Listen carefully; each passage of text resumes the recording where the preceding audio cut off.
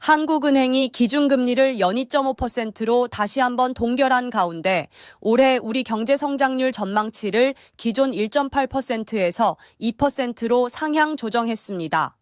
반도체 호황의 수출이 늘어나고 경제 심리가 회복되면서 내수가 살아난 영향이라는 설명입니다.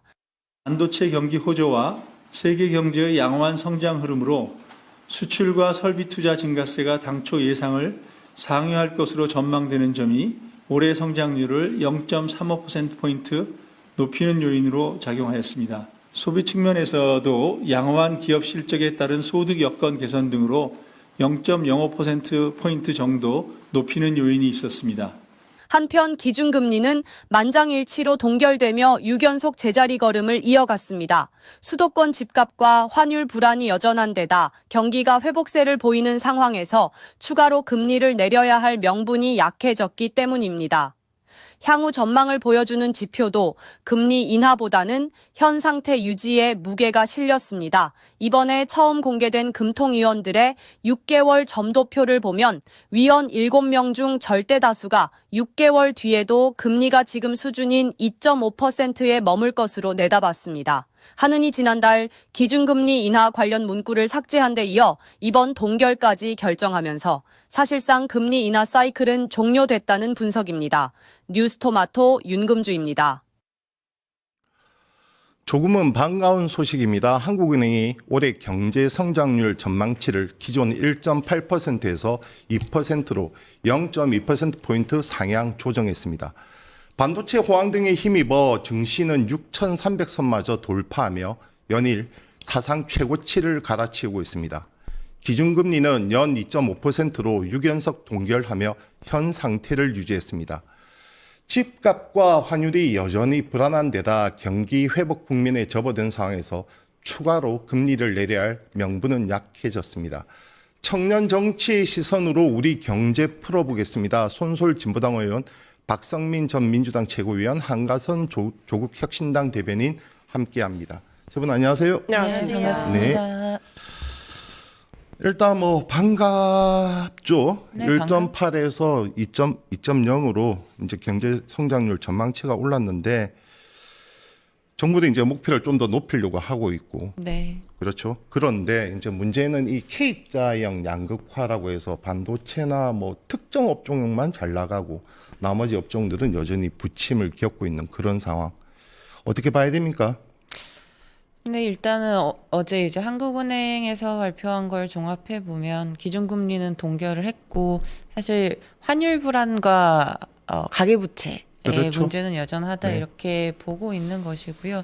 사실은 이제 대출이자 부담 때문에 기준금리가 좀 낮춰지길 기대한 분들도 많이 계셨을 것 같은데 아직은 이제 부동산 세제나 이런 거를 정상화하는 과정에서 좀 금리를 바로 조정하긴 좀 부담이 있다 이렇게 보였던 것 그렇겠죠. 같습니다. 네. 네. 저는 이제 윤석열 정부를 지나면서 사실 재정과 경제가 파탄난 측면이 너무나 많았고 사실 세수 자체가 줄어드는 상황이거든요. 네네네. 이걸 지금 정상화하는 단계고 이제 궤도에 진입하려는 정부의 좀 강력한 의지 시도들이 있는 가운데서 이게 이제 한 사이클 정도는 안정적으로 좀 돌아가는 것들을 좀 지켜보면서 우리가 기준금리나 이런 것도 조정해 나가야 되는데 아직은 바로 조정하기엔 좀 시기상조하지 않았나 이런 생각이 들고요. 성장에 대한 기대도 높은데 말씀하셨듯이 양극화의 위험에 빠지지 않게 하는 것이 중요하다고 봅니다. 네, 일단은 지금 물가 둔화 흐름은 보여지고 있는데 네네. 그렇다고 해서 물가 안정을 확신한다 이렇게 보기에는 좀 그렇죠. 불안한 상황이고 그리고 이제 미국 고금리 이게 좀 장기화되고 있잖아요. 이 금리 역전이 여전합니다. 네. 지금 미국이 3.75%, 우리가 2.5%니까 1.25%포인트 지금 여전히 격차가 나고 있습니다. 그렇습니다. 이런 상황에서 이제 우리가 선제 인하를 한다라고 했을 때 사실은 이제 자본 유출이 될 것이라는 기대를 좀 자극할 수 있는 우려도 있는 네, 상황이고 네, 네. 이런 대외적 요건도 좀 작용을 한 것 같고요. 앞에서 이제 의원님께서 잘 말씀해 주셨지만 사실 뭐 여러 가지 부동산 세제 조정하고 집값이 조금씩 잡히는 거 아니냐라는 기대는 있지만 그럼에도 수도권 뭐 집값이 조금씩 오르려고 하는 그 반등의 조짐은 있거든요. 그리고 이거를 인하 결정을 했을 때 사실은 그 금리 인하에 대한 기대는 결국 가계 대출과 관련해서 맞습니다. 좀 많은 분들이 네. 움직일 수 있다. 그러니까 그 레버리지가 넓어질 수 있다라는 우려가 있는 상황이었기 때문에 결국 지금 상황에서 이번에 하느니 이런 결정을 한 거는 단순히 관망했다 이런 결정이 아니라 아직 그 정책 변수 간의 충돌을 최소화하기 위한 결정을 했다라는 네네. 것이고 앞서 말씀드린 여러 요인들이 충돌하게 되면 경제적 불안정성이 커질 수 있다라는 생각이 있었기 때문에 지금의 결정을 통해서 조금 더 안정화를 꾀하려고 한다라는 것을 볼 수 있겠습니다. 그리고 이번에 처음으로 좀 장기 예측 전망할 수 있게 맞습니다. 네. 나왔잖아요. 6개월 정도를 예측하겠죠. 네, 사실 이제 동결 흐름이 좀 유지될 것이다 이렇게 보이기는 합니다만 저는 이 예측할 수 있는 것이 처음으로 나온 것도 꽤 의미가 있다고 봅니다. 네네. 그 전까지는 사실은 매 때에 될 때까지만 기다렸다가 네네. 확인하고 했었는데 그런 것이 좀 불안정성을 좀 낮출 수 있는 계기가 되지 않을까 싶습니다. 시장은 아무래도 예측 가능성을 제일 좋아하니까 그러니까 지금 두 분 말씀을 종합해 보면 미국과의 금리 역전이 여전한 상황에서 가계부채는 좀 부담이 되지만 여기에서 금리를 내리면 이제 자본 유출 첫 번째 네. 걱정이 되는 것이고 그다음에 환율도 여전히 불안한 데다가 부동산에서 이제 고강도 규제를 계속해서 내놓고 있는 상황에서 잘못된 신호를 줄 수 있다. 그래서 정책 충돌이 일어나지 않게끔 하는 이 결정을 한 것 같아. 이렇게 봐도 되겠습니까? 네. 그렇죠. 그리고 이 사실 가장 큰 문제는 양극화잖아요. 이 K자 그래프의 상단은 신경제라고 하는 이제 첨단 산업 수출이 상단을 차지하죠. 반도체를 중심으로 한. 그리고 하단은 구경제, 뭐 제조업, 서비스업 같은 그런 이제 서민들이 직접 체감하는 부분은 여전히 힘든 게 사실인데요. 우리가 2%로 성장률이 상향 조정이 됐다고 하더라도 결국에 성장률은 그 K자 그래프의 평균치를 의미하는 거잖아요. 네네. 그 평균치가 2%로 성장을 했다라는 건데 그 내면을 바라보면 사실 이 저소득층 서민들이 체감하기로는 여전히 어려운 게 사실이죠. 그래서 그 평균치를 사실 반도체 등 수출이 좀 끌고 가는 경향이 있는 것이지 실제로 삶의 질의 지표가 그렇게 엄청나게 나아지고 있는 것은 아닐 수 있다라는 것이고 결국에는 상단 곡선에 있는 산업들을 그 기술과 생산성을 누릴 수 있는 그걸 보유하고 있기 때문에 이걸 통해 수익을 얻을 수 있는 사람들과 그렇지 않은 사람들 간의 양극화가 점점 커지고 있기 때문에 산업의 종류에 따른 양극화도 있지만 이 수입을 벌어들인 사람들의 또 심리적인 양극화도 있다. 그래서 이 구조적인 문제를 해결하려면 사실 뭐 다양한 산업들이 고루고루 성장을 하는 게 가장 중요하겠죠. 근데 네네. 그것도 그거지만 분배에 대한 정책이 굉장히 중요할 것 같습니다. 이런 산업 전환 과정에서 소외되는 계층들을 어떻게 줄일 것인가, 어떻게 사회 안전망을 확보할 것인가, 그런 게 국가가 해야 할 일 아닌가 싶습니다. 반도체를 비롯해서 주력 산업은 여전히 뭐 상당히 전망도 좋습니다. 네. 전망도 좋기 때문에 연일 뭐 주가도 사상 최고치를 갈아치고 있는데 문제는 좀 내수 아니겠습니까? 특히 자영업자 등은 여전히 어려움을 겪고 있는데 이 내수 문제 어떻게 접근해야 됩니까? 근데 최근에 그 이재명 대통령께서 코스피 5천 이후에 통인시장을 방문하면서 사실은 이제 전망이 조금 나아지고 성장의 가능성이 보이기 때문에 많은 분들이 호재를 부르고 있긴 하지만 실제로 체감은 안 되고 있다 이런 우려를 하고 있고요.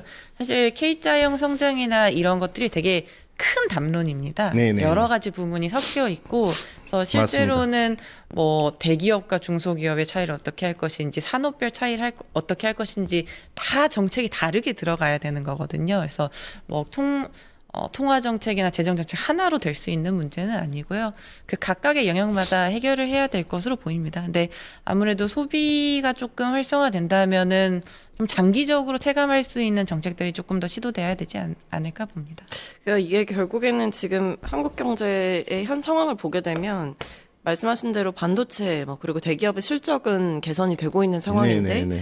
자영업이나 내수 부분은 좀 정체가 되어 그렇죠. 있다라는 게 현실적인 진단이거든요. 네네. 이 상황에서는 통화 정책 이런 게 이제 해법이 될 수는 없는 거고 맞습니다. 결과적으로는 이제 구조 개혁을 좀 해야 된다. 그러면서 대통령께서 좀 새로운 성장 담론을 끌어내고 있고 거기서 계속 정부가 할 수 있는 역할들을 하겠다라고 말씀하고 계신 상황인데 구체적으로는 아무래도 이제 벤처나 혁신금융의 확대라던가 아니면 노동시장의 이중 구조를 이제 고질적으로 있어 왔던 문제를 완화한다던가 아니면 AI에 대응해서 직업의 재교육 시스템을 좀 강화한다던가 아니면 중소기업의 디지털 전환을 지원하거나 중소기업에 대한 지원을 좀 더 늘리는 부분 그 외에도 이제 서비스 산업의 생산성을 좀 늘리는 거 그러니까 이게 규제 혁신을 포함해서 여러 가지가 있을 수 있겠죠. 그러니까 이런 식으로 이 구조 개혁을 할 수 있는 그 패키지 그리고 결국에는 우리나라에 좀 지금 이렇게 새롭게 부여된 성장의 동력을 얼마만큼 확산시키고 파급력을 같이 나눠 가질 수 있는가. 그렇죠. 이 부분이 결국 중요할 것 같습니다. 네. K자 성장은 이제 시도가 되는 것인데 국가에서 해야 되는 거는 이 성장의 과실이 독점되지 않게 하는 것. 그것이 그렇죠. 매우 중요한 것 같습니다. 이재명 대통령께서도 최근에 언급을 하셨고 분배 정책이나 이런 것들이 같이 가야 되고요. 저는 여러 규제 혁신이나 이런 게 필요하면서도 좀 이 사회 안전망을 튼튼하게 해주는 것이 사실 창업이나 벤처를 하게 하면은 실패해도 다시 도전할 수 있게 해줘야 되는 거 아니겠습니까? 근데 사실 우리나라는 사회 안전망이 너무 취약하고 실패하면 낭떠러지인 경우가 많기 때문에 도전을 다시 하기 어려운 조건이 계속해서 되어 있거든요. 그래서 이 사회 안전망을 튼튼하게 하는 과제도 같이 가야 한다 이렇게 보고 있습니다. 지금 한국은행이 내놓은 성장률 전망치에서 보면 좀 가장 눈에 띄는 대목이 설비 투자 대목입니다. 2.0에서 2.4%로 0.4%포인트 가장 높게 뛰었는데 아무래도 투자가 이렇게 계속해서 집중되고 투자가 이어진다면 향후 성장 동력을 마련함에 있어서는 긍정적 신호 아니겠습니까? 지금 삼성전자도 그렇고 SK하이닉스도 그렇고 대규모 반도체 단지에 대한 지금 투자 규모를 계속해서 늘려가고 있습니다. 이런 부분은 좀 좋게 봐야 되지 않겠습니까? 네, 맞습니다. 말씀해 주신 대로 이제 반도체라고 하는 새로운 우리나라의 어떤 성장 동력이 될 수 있는 내용에 대해서 집중적으로 좀 투자를 하고 또 거기에서 이제 성장률을 이끌어낼 수 있다라고 하는 게 결국 지금 우리나라의 새로운 이 머니무브가 좀 일어나고 있는 상황에서 어디에 좀 집중을 해야 되고 어디에 주목해야 되는가를 정확하게 짚고 있다라는 생각이 들고 하나의 좀 경쟁력을 더 튼튼하게 만들어가는 과정이다. 그런 면에서 이 여러 가지 긍정적인 효과가 어디로 퍼져나갈 수 있는가까지도 연관지어서 생각해 볼 수 있는 그 설비 투자라고 하는 성장률 같은 경우에는 하나의 중요한 지표가 될 수 있겠죠. 네. 그리고 이제 투자에 대한 인식이 좀 많이 변화하고 있다는 생각이 들어요. 네네. 그러니까 예전에는 가장 안정적이고 효과적인 투자가 부동산이다라고 해서 그런 인식이 있었는데 또 이재명 정부의 부동산 정책에 의해서 이런 집을 쥐고 있어봤자 소용이 없네. 내가 이걸 10억에 샀는데 15억, 20억이 될 거라는 그 믿음이 있어야 그걸 쥐고 있는 거잖아요. 그런데 그런 집을 쥐고 있어봤자 소용이 없다라는 인식이 이제 점점 더 퍼지면서 부동산이 점점 더 이제 시장에 매물이 나오게 되죠.